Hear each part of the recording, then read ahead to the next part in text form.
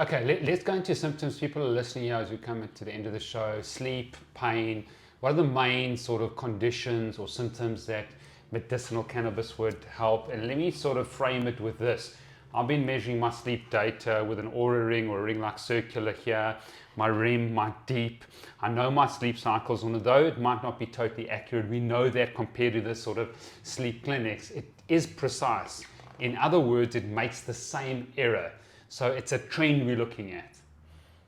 I know what certain supplements, I've done the testing, what a theanine does to my REM sleep. I know that vitamin C, liposomal vitamin C, improves my REM sleep significantly that night. So what's the story with medicinal cannabis? Sleep, different sleep cycles if you know, and what does the research and the literature say? Okay. So maybe I can take it broader if possible, because in South Africa we're limited by SAPRA. So yes, there's a lot that you can do with cannabis and sleep. There's a lot that you can do, but we're very limited to certain conditions. So let me just list those conditions again. They are, like you've said now, insomnia. Okay. They are chronic pain. All the conditions in the chronic pain cycle. From osteoporotic bone breaks that then cause pain, to osteoarthritis, to rheumatoid arthritis, all your autoimmune conditions that, work on that. Then anxiety. Anxiety is rather new, but in the next few weeks, that is going to be thrown open to the South African public because we do have approvals now, which is big. Think about that. How many people have anxiety and how many people are using addictive substances for anxiety? Okay. So I've mentioned them now. So it's insomnia, anxiety, chronic pain. Chronic pain could also be an old injury. You could have an old sports injury that just does not want to heal properly, and you've tried everything. You've tried grounding, you've tried cold baths, you've tried all the hormesis methods, and you've done your whole thing. You're a cannabis candidate, medicinal cannabis candidate. Then, movement disorders like multiple sclerosis, Parkinson's, where you've got spasticity and the medication is not helping. Even on the medication, many times, it's not helping, right? And then cancer. Cancer, pain, cancer, nausea. I have never, because I do help patients in their last few months of their life, I do palliative support. I've never seen something work as well for nausea as medicinal cannabis. Sure. It's incredible. But you have to have THC in it. There has to be THC. So then that's the cancer group. And then there's the whole seizure condition group or drug-resistant epilepsy group, and also strange conditions like Lennox-Gastaut and Dravet syndrome.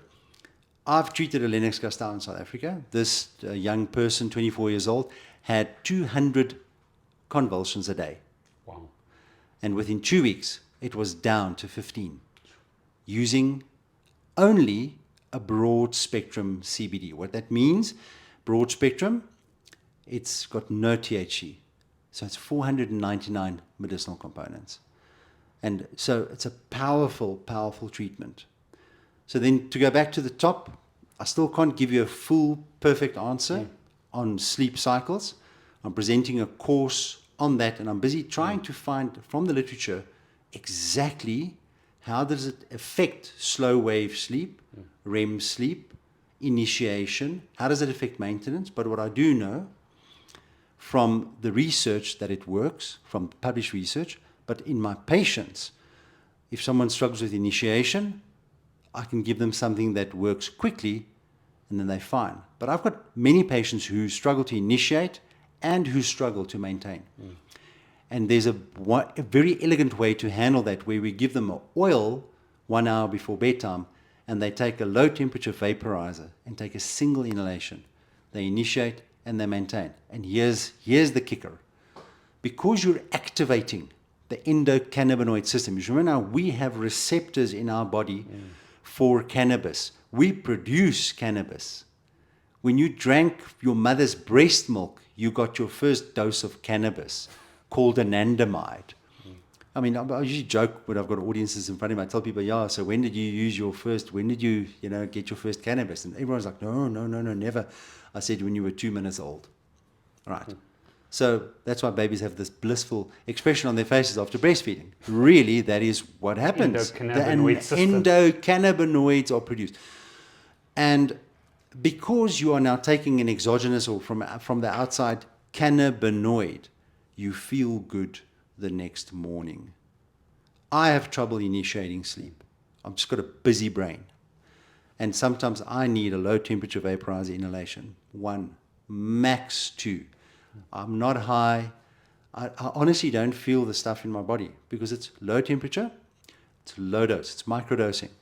Okay.